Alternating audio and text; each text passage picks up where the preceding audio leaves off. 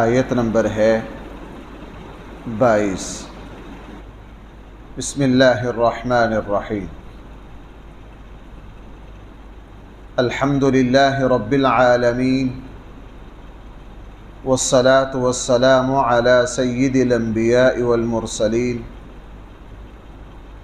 وعلی آلہ واصحابہ اجمعین۔ اما بعد فاعوذ باللہ من الشیطان الرجیم۔ بسم اللہ الرحمن الرحیم۔ وقال الشیطان لما قضی الامر ان اللہ وعدکم بعد الحق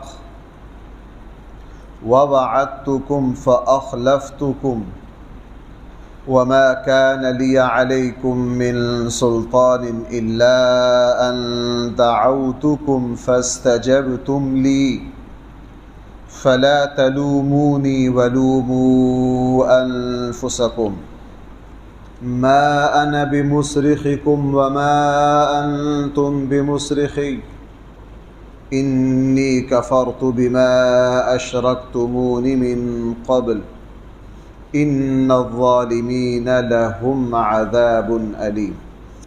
وادخل الذین آمنوا وعملوا الصالحات جنات تجری من تحتها الانہار خالدین فیہا بإذن ربهم تحیتهم فیہا سلام۔ صدق اللہ مولانا۔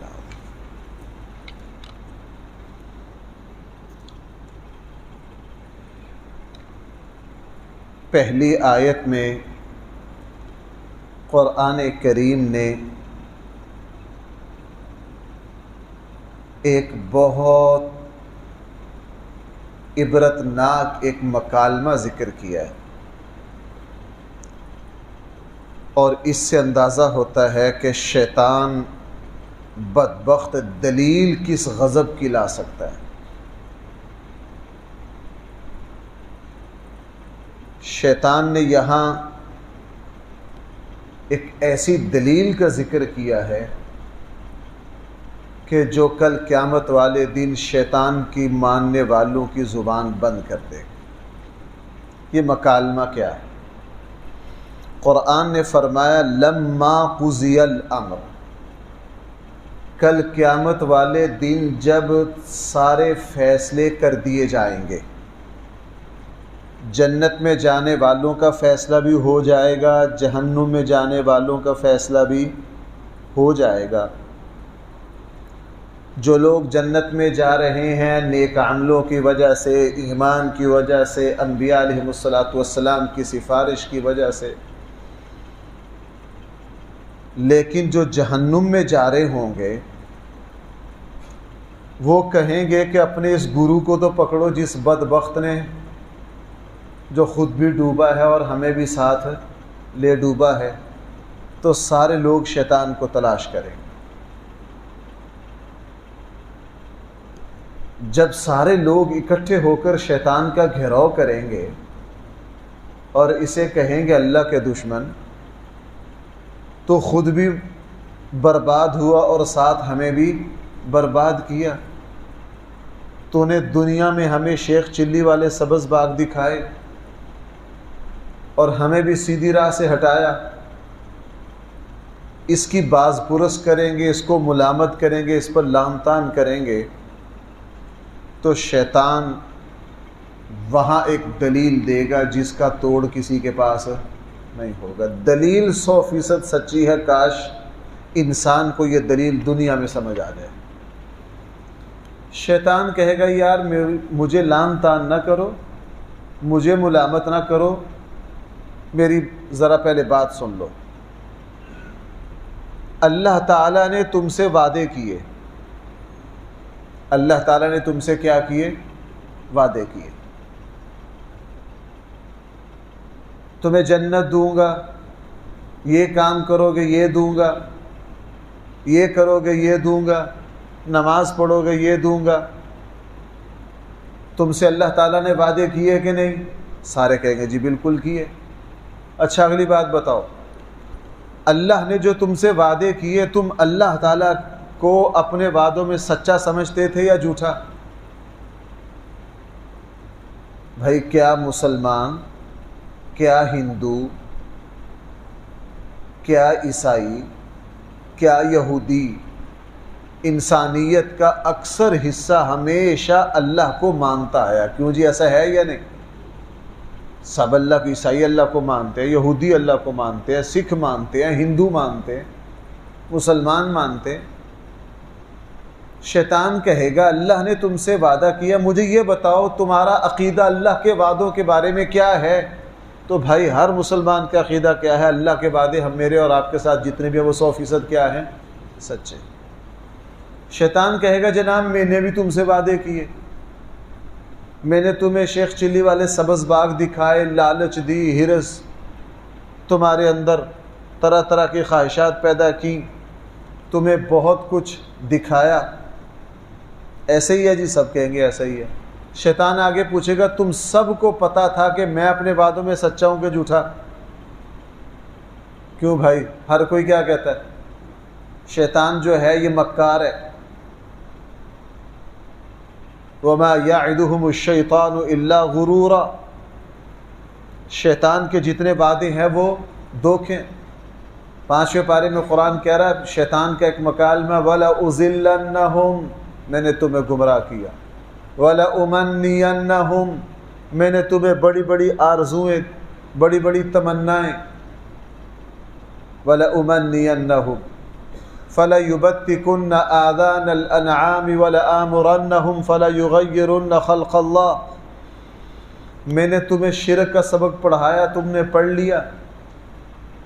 تو شیطان کہے گا جناب میں نے تمہارے ساتھ الٹے سیدھے وعدے کیے، اور اوپر سے تمہارا عقیدہ اور نظریہ یہ تھا کہ شیطان اپنے سارے وعدوں میں کیا ہے؟ جھوٹا۔ اب آئیے دوبارہ اس دلیل پر۔ شیطان کہے گا تم سے تمہارے اللہ نے وعدے کیے، تمہیں پتا تھا اللہ اپنے وعدوں میں سچا ہے، میں نے تم سے وعدے کیے، تمہیں پتا تھا میں اپنے وعدوں میں جھوٹا ہوں، پھر تم نے مجھ جھوٹے کے وعدوں پر اعتماد کیا، سچوں کے سچے کے وعدے پر تم نے اعتماد نہیں کیا۔ میں نے تو تمہارے اوپر کوئی زور زبردستی نہیں کی، میں نے تمہیں سبز باغ دکھائے، تم نے دیکھ لیے۔ کیا تم میں سے دنیا میں میری کسی سے ملاقات ہوئی ہے؟ میں نے کسی کا بازو پکڑ کے اس کو نماز سے ہٹایا؟ میں نے تم میں سے کس کو زبردستی کی ہے؟ وَمَا كَانَ لِيَ عَلَيْكُمْ مِنْ سُلْطَانٍ إِلَّا أَنْ دَعَوْتُكُمْ، میرا تمہارے اوپر کوئی زور اور کوئی بس نہیں تھا سوائے اس کے کہ میں نے صرف اپنی برائی کی دعوت دی اور تم نے میری دعوت کو قبول کر لیا۔ لہٰذا آج مجھے کوئی ملامت نہ کرے، اپنے آپ کو ملامت کرو۔ مجھے کوئی ملامت نہ کرے، اپنے آپ کو کیا کرو؟ بھائی اس کا جواب ہے کسی کے پاس؟ اس کا کوئی جواب نہیں۔ اب شیطان کیا کرتا ہے؟ شیطان ہمارے سامنے برائی کی دعوت رکھتا ہے، ہم خود اس کے پیچھے بھاگتے ہیں، ہم خود اس کے پیچھے بھاگتے ہیں۔ اس لیے قرآن نے اللہ تعالیٰ کے بارے میں فرمایا ان اللہ لا یخلف المیعاد، اللہ تعالیٰ کبھی بھی وعدہ خلافی نہیں کرتے۔ اور شیطان کے بارے میں فرمایا وما یعدہم الشیطان الا غرورا، شیطان کے سارے وعدے کیا ہیں؟ جھوٹے ہیں۔ اس لیے اس آیت کا بنیادی سبق یہ ہے کہ میرا نفس اور شیطان جو کچھ مجھے پڑھائے گا اس میں سوائے میرے نقصان کے کچھ نہیں ہے، سوائے میرے نقصان کے کچھ نہیں ہے۔ اس لیے ایک تو اس پر نظر رہے کہ شیطان جو کچھ مجھے اور آپ کو کہے گا اس میں میرا اور آپ کا نقصان ہے، اور میرا اللہ مجھے اور آپ کو جو کچھ کہے گا، رسول اللہ صلی اللہ علیہ وسلم مجھے اور آپ کو جو کچھ فرمائیں گے میرا اور آپ کا بھلا اسی میں ہے، فائدہ سارا کا سارا اسی میں ہے۔ دوسری بات، ہم بہت سے کام عموماً رمضان میں اس بات کو بیان کرتا ہوں، ہم بہت سے کام خود سے کرتے ہیں لیکن اس کو شیطان کے کھاتے میں ڈال دیتے ہیں۔ میں نے جہاں تک غور کیا ہے، میرے اور آپ کے لیے شیطان اتنا خطرناک نہیں ہے جتنا میرے اور آپ کے لیے ہمارا اپنا نفس خطرناک ہے۔ میرے اور آپ کے لیے شیطان اتنا خطرناک نہیں ہے بھائی جتنا میرا اور آپ کا نفس خطرناک ہے۔ اس لیے علماء نے لکھا ہے کہ اس کی بہت سی نشانیاں ہیں کہ شیطان ہمیں کیا کہہ رہا ہے، نفس کیا کہہ رہا ہے۔ جس برائی کا خیال طبیعت میں بار بار آئے، علماء نے لکھا یہ شیطان کی طرف سے نہیں ہوتا، یہ تو انسان کا اپنا نفس ہوتا ہے۔ ہم بہت غلط کام کرتے ہیں، وہ کس کی وجہ سے؟ اپنی پسند سے، اپنے نفس کے چکر میں آ کے، اپنی خواہشات پر، اپنی عیاشی کے لیے۔ بھائی کس کے لیے؟ اپنی عیاشی کے لیے۔ اس لیے تزکیہ نفس بہت ضروری ہے، اپنے آپ کی تربیت کرنا بہت ضروری ہے۔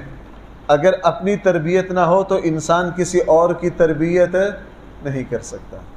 بھائی انبیاء علیہ السلام ساری انسانیت کی تربیت کرتے ہیں، خود اللہ تعالیٰ کی طرف سے 100% تربیت یافتہ ہوتے ہیں کہ نہیں؟ جس بندے کی اپنا تزکیہ نہ ہو، میں جمعے میں یہی بات عرض کر رہا تھا، میں نے جو 2 اسباب ذکر کیے تھے ان میں سے ایک سبب کیا ذکر کیا تھا، وہ یہ کہ ہم خود دین کو پسند نہیں کرنا چاہتے، ہم صرف اسلام کو نعروں تک رکھنا چاہتے ہیں۔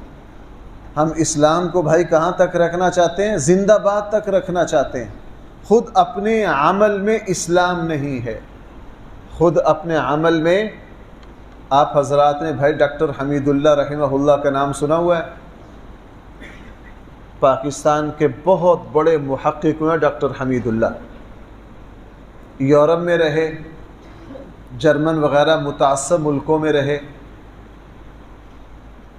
اب ڈاکٹر حمید اللہ کو اللہ تعالیٰ نے سیرت میں بہت کمال دیا تھا، بلکہ بعض سیرت کے ایسے گوشے ڈاکٹر حمید اللہ نے ایسے گوشے واضح کیے کہ 1400 سالوں میں جن کی طرف کسی کی توجہ نہیں گئی۔ یورپ میں رہے، لیکن ڈاکٹر حمید اللہ اتنے باعمل آدمی تھے، ان کا اٹھنا بیٹھنا، لب و لہجہ، لباس، ان کی عبادات، کہ وہ جب جہاں وہ رہتے تھے گورے ان کے دیوانے ہو جاتے تھے۔ گورے بھائی کیا ہو جاتے تھے؟ بلکہ ان کا حلیہ، چونکہ وہ شیروانی پہنتے تھے اور کھونڈی ہاتھ میں ہوتی تھی۔ ایک عیسائی پروفیسر نے ان کو دیکھ کر کہا تھا کہ جی حضرت عیسیٰ علیہ السلام کے حواریوں کا جو حلیہ ہے نا وہ بالکل آپ سے ملتا ہے۔ میں نے آپ کو بہت سال پہلے پاکستان کا ایک رسالہ ہے عام نداء ملت، وہ انہوں نے اس تفصیل کو چھاپا تھا بڑی قسطوں میں۔ ایک انگریز کمشنر رہے ہیں پاکستان بننے سے پہلے، پنڈی ڈویژن کے۔ اس نے اپنی سوانح لکھی، چونکہ اس کا تعلق ہمارے خطے سے تھا اور 47 سے پہلے تحریکیں چل رہی تھی، تحریک پاکستان بھی چلی، تو بڑی زبردست معلومات ہیں اس انگریز کی سوانح۔ اس نے ایک بات لکھی کہ جب میں پنڈی میں تھا تو وہاں ایک مسلمان عالم دین قیدی تھے جو انگریز کے بڑے دشمن تھے۔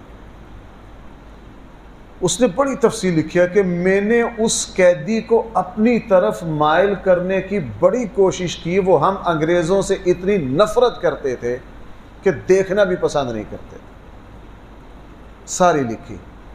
پھر کہنے لگے کہ میں نے جیل میں اس قیدی کی زندگی کا مطالعہ کیا تو اگلی بات بڑی عجیب ہے۔ اس نے کہا کہ میں نے حضرت عیسیٰ کے حواریوں کے جو حالات انجیل میں پڑھے وہ بالکل اس کے مطابق تھے، اور میرا یہ ضمیر کہتا تھا کہ حضرت عیسیٰ جو ہوں گے نا وہ اس حلیے کے بندے ہو۔ پھر اس نے آخر میں نام لکھا کہ اس قیدی کا نام تھا سید عطا اللہ شاہ۔ اس کا نام کیا تھا؟ سید عطا اللہ شاہ۔ اس نے کہا اگر کسی بندے کو دیکھ کر اسلام قبول کیا جاتا ہے تو میں اس بندے کو دیکھ کر ضرور اسلام قبول کرتا، میری آنکھوں نے ایسا بندہ نہیں دیکھا۔ تو ہم میں اور ان میں فرق کیا تھا؟ وہ عملی مسلمان تھے۔ بھائی آج کسی چیز کی ضرورت نہیں، صرف ایک چیز کی ضرورت ہے، میں اور آپ عملی مسلمان بنیں۔ آج کا مسلمان باطنی مسلمان ہے۔ آج کا مسلمان بھائی کیا ہے؟ باطنی مسلمان ہے۔ باتیں اس کی کدھر ہیں اور عمل اس کا کدھر ہے؟ باتیں اس کی کدھر ہیں، عمل اس کا کدھر ہے؟ نماز اس کی پلے نہیں، اسلام کو ماشاءاللہ پوری دنیا میں لہرا دے گا۔ خود اپنے لین دین کا پتہ نہیں، حلال و حرام کی تمیز نہیں۔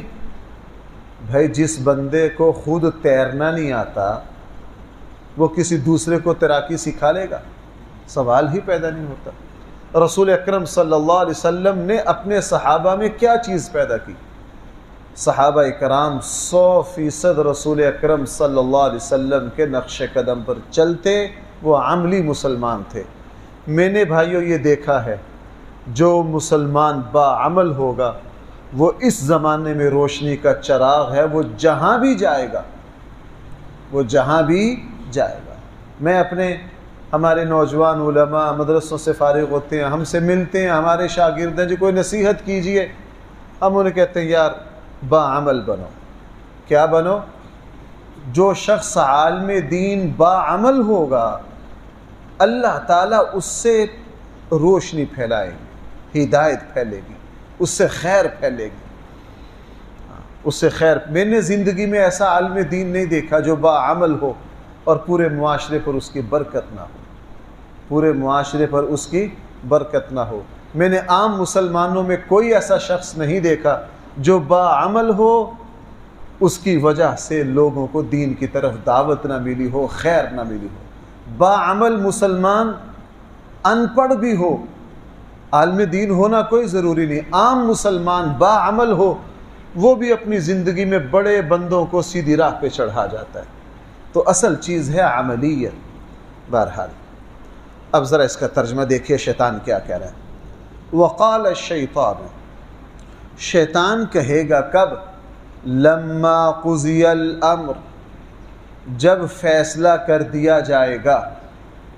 کیا کہے گا؟ یہ کہے گا ان اللہ وعدکم وعد الحق، بے شک اللہ تعالی نے تم سے وعدے کیے۔ بھائی کون سے؟ سچے۔ ان اللہ وعدکم وعد الحق، اللہ تعالی نے تم سے سچے وعدے کیے۔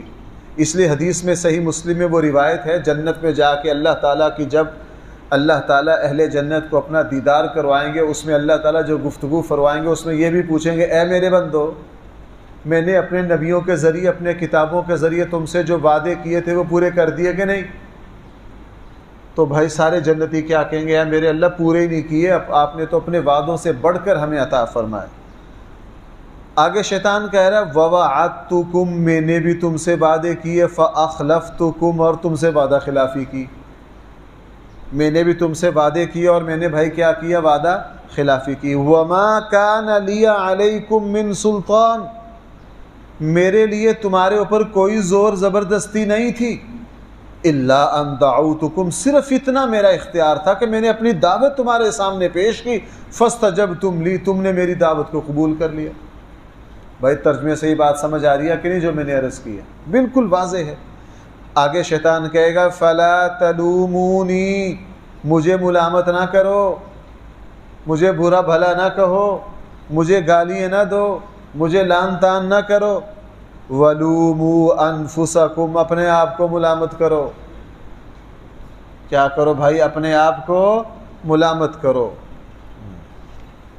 مَا أَنَا بِمُصْرِخِكُمْ وَمَا أَنْتُمْ بِمُصْرِخِي، نہ میں آج تمہیں الزام دیتا ہوں نہ تم مجھے الزام دو، اس لیے تم نے خود اپنی مرضی سے کیا ہے۔ تم نے خود کیا کیا ہے؟ اپنی مرضی سے کیا ہے۔ ہم زندگی میں بھائی بہت سارے ایسے کام خود کرتے ہیں، لالچ میں آ کے کرتے ہیں۔ ابھی یہ یونان والا جو واقعہ ہوا ہے کشتی کا، اور میں نے جب سنا نا، جب یہ واقعہ ہوا کہ ہمارے تحصیل ڈسکا کے 20-22 نوجوان ہیں، تو مجھے یقین نہیں آیا کہ یار ہمارے ڈسکا کے اتنے کیسے ہو گئے۔ اب دن بدن معلومات ایسے لوگ مل رہے ہیں۔ کل میرا ایک جگہ درس تھا، وہاں کے 2 بچے ہیں، 2 نوجوان ہیں، انہوں نے بتایا وہ جو فلاں جو بستی ہے وہاں کے 2 ہیں، 7-8 وہاں بیٹھے بیٹھے ہو گئے۔ میں ادھر ایک جگہ بیان کے لیے انہی لوگوں نے بلایا جن کا بچہ وہاں گیا، تو ایک گاؤں کے 1 بچہ ہے، اگلے گاؤں کا 2۔ اب اس میں ہوا کیا ہے، اب تک میرے علم میں تحصیل ڈسکا کے کوئی 7-8 نوجوان آ گئے، 7-8 میں سے اکثر مالدار گھرانوں کے۔ بھائی میں کیا بات عرض کر رہا ہوں، اکثر کن کے ہیں؟ اب کل میرا جہاں جانا ہوا، میں اس کا نام نہیں لیتا چونکہ مقصد کسی کی، اکلوتا ہے، 4 بہنیں، والد اللہ تعالیٰ نے خوب دیا ہے لیکن پھر بھی باہر جانے کا خواب۔ والد منع کر رہا کہ بیٹا میرے پاس اتنا کچھ ہے، تو نے کدھر جانا ہے، لیکن نہیں، یورپ کے خواب۔ اکثریت جو گئی ہے ہمارے خطے کی، دوسروں کا ہمیں نہیں پتہ، اچھے خاصے کھاتے پیتے گھرانوں کے، بڑی بڑی زمینیں اور جائیدادیں۔ تو بھائی یہ کس چکر میں گئے ہیں؟ اپنے نفس کے چکر میں گئے ہیں، یورپ کے خوابوں کے چکر میں گئے ہیں، اونچی سے اونچی اڑان اڑنے کے لیے گئے۔ ہماری خصوصاً ہمارے پاکستانیوں کی تمنائیں بڑی ہیں کہ ہماری اولادیں جو ہیں وہ پیسہ کمانے والی مشینیں بنے۔ ایک آدمی کے 4 بیٹے ہیں، اس کا بس چلے چاروں کو کہیں نہ کہیں بھیج دے۔ قناعت ہے ہی نہیں، سکون ہے ہی نہیں کہ اللہ تعالیٰ اپنے وطن میں اگر عزت سے مناسب روٹی مل رہی ہے تو آگے سے آگے جانے کی۔ تو شیطان کیا کہے گا، آج تم مجھے ملامت نہ کرو، اپنے آپ کو کرو۔ یہ سارا کھیل کس کا تھا؟ آگے شیطان صاف کہہ دے گا، انی کفرت، میں انکار کرتا ہوں، بما اشرکتمونی من قبل، کہ اس سے پہلے تم نے جو مجھے اللہ کا شریک ٹھہرایا، میں اس کا کیا کرتا ہوں۔ دیکھو بھائیو، میں نے اس بات کو پہلے بھی کئی مرتبہ بیان کیا، شیطان سب کچھ ہے لیکن خبیث شرک نہیں کرتا، خبیث شرک نہیں کرتا۔ رسالت پر اڑا آ کے شرک نہیں اس نے کیا۔ یہاں کہہ رہا ہے جناب تم نے جو مجھے اللہ کا شریک کیا ہے نا، میں اس سے بیزار ہوں، میرا کوئی حق نہیں۔ بھائی کون شیطان کو اللہ کا شریک کرتا ہے؟ آپ وہ لے لیجئے، رسول اللہ صلی اللہ علیہ وسلم نے جب فرمایا نا اتخذوا احبارهم ورهبانهم اربابا من دون اللہ، کہ عیسائی علماء نے اپنے علماء کو اللہ کا شریک بنا رکھا ہے، تو عدی بن حاتم نے کہا تھا اللہ کے نبی ہم عیسائی ہیں، ہم کسی عالم کو اللہ کا شریک نہیں سمجھتے۔ تو رسول اللہ صلی اللہ علیہ وسلم نے فرمایا تھا عدی کیا تم آنکھیں بند کر کے بغیر دلیل کے جو تمہارے علماء کہتے ہیں وہی نہیں کرتے؟ انہوں نے کہا جی۔ تو فرمایا یہ اللہ تعالیٰ کی اطاعت میں شرک ہے۔ یہ کیا ہے؟ اللہ تعالیٰ کی، یہاں عبادت کا شرک مراد نہیں، یہاں اطاعت کا شرک مراد ہے، کہ دنیا جس طرح اللہ کی ماننی چاہیے آنکھیں بند کر کے، لوگ آنکھیں بند کر کے کس کی مانتے ہیں؟ شیطان کی۔ شیطان کہے گا جناب تمہیں میری نہیں ماننی چاہیے تھی، انی کفرت، میں انکار کرتا ہوں اس بات کا، اشرکتمونی من قبل، کہ تم نے مجھے کیا کیا، ان الظالمین لہم عذاب علیم، یقیناً ظالموں کے لیے کیا ہوگا؟ دردناک عذاب ہوگا۔ اللہ تعالی ہم سب کو صحیح فہم عطا فرمائے۔ الحمدللہ رب العالمین، والصلاة والسلام علی سید الانبیاء والمرسلین وعلی آلہ واصحابہ اجمعین۔ ربنا آتنا فی الدنیا حسنہ وفی الآخرہ